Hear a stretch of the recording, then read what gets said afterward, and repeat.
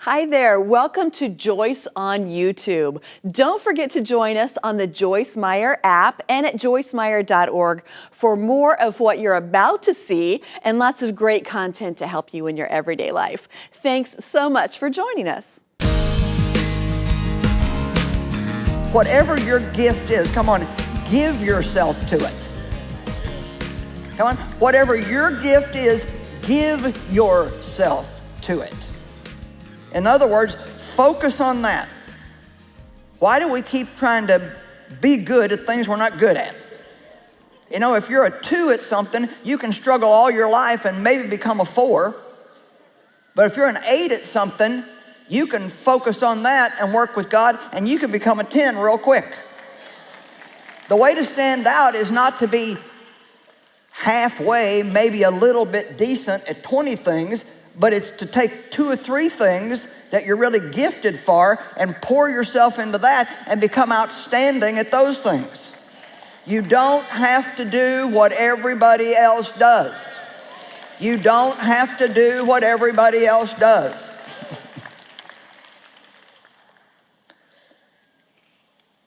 If you're an exhorter, then give yourself to your exhortation. You know, Mike is our staff pastor. Mike, stand up a minute just so they know who we're talking about. He's our, we got enough employees, we got to pastor them. Because, you know, Christian people are not all perfect, and believe it or not, they can argue and, you know. So Mike's in charge of, what do we call it? Conflict. Oh, yeah, Mike's in charge of conflict resolution. and he's good at it. But now, Mike knows the name of every person in our building. He probably knows all their families' names. I run into people sometimes somewhere, and they'll say, "Hi, I work for you." "Oh, how long have you worked for me?" 12 years. And I don't know them. And you say, "Well, that sounds terrible." Well, I don't have the gift of running around the building. That's not my gift. My gift is to pray and preach and study and write and get these messages and do. Will you just get happy doing what God has called you to do? Oh, I better behave. Some of you are looking at me funny. Come on, just admit it. Don't you just get tired of the pressure? Does anybody just get tired of the pressure? You know what? Every pastor's wife doesn't have to play the piano and lead the ladies group at church.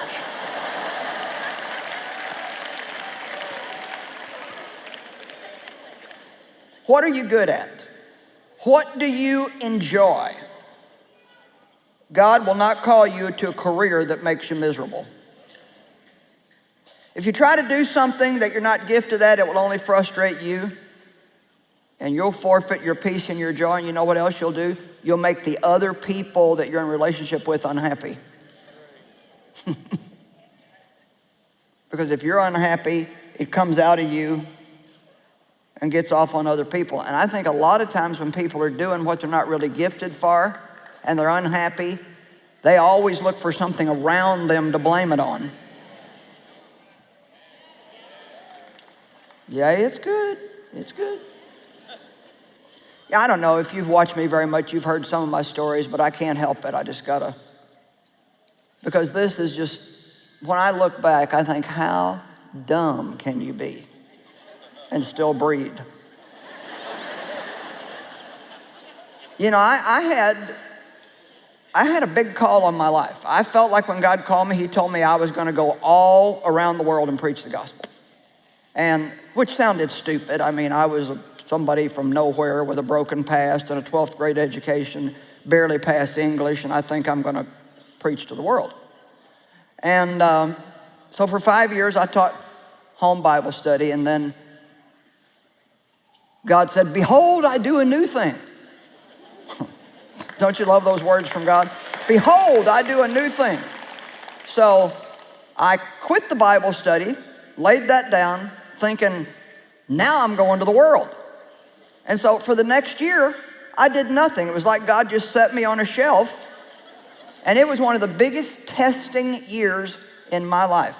But you know, really, when I look back, you live life forward, you understand it backwards. When I look back, I understand now that it was that year in my life that God taught me that I had to stop trying to be like somebody else.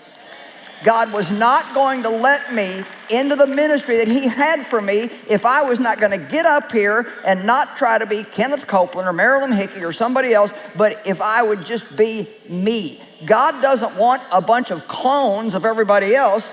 He wants a fresh approach. Amen? But I had a lovely neighbor who just could do so many things that I couldn't do.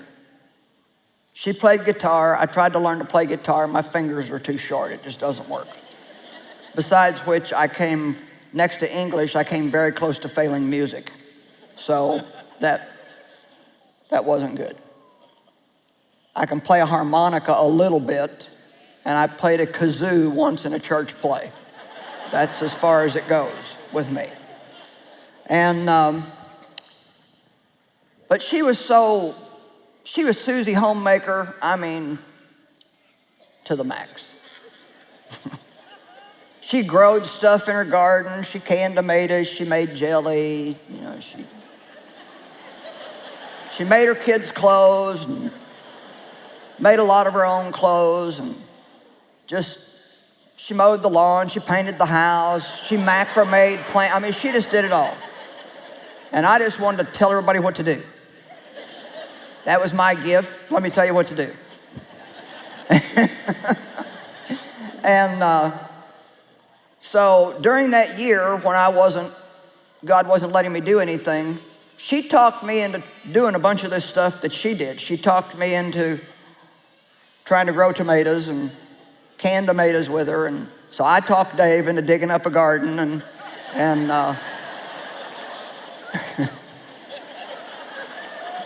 and she thought I should learn how to sew, so we got me a sewing machine. I went to some sewing classes. Anybody remember Stretch and Sew? Anybody? All right, there's a few people that are old as me, and you remember Stretch and Sew. And it was just like this real stretchy material, and so I made Dave a pair of shorts. It took me forever. I made him a pair of shorts. They were gray and had black piping on them, and when I got finished with them, the pockets were longer than the shorts.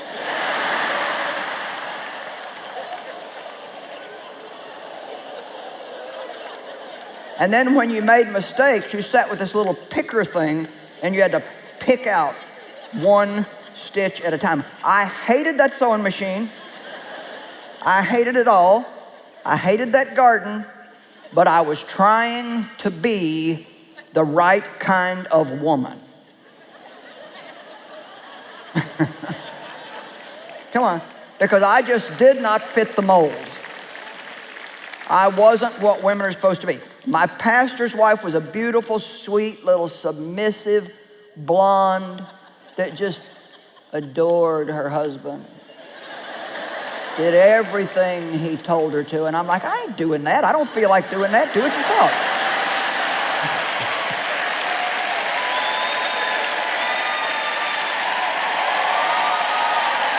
Now, wait a minute. I'm not saying I was right.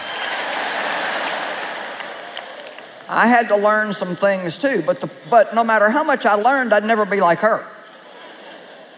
But I honestly tried to lower my voice. I mean, I did this.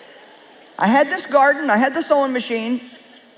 I tried to talk softer and sweeter. Yes, honey. And behind the scenes, I'm thinking,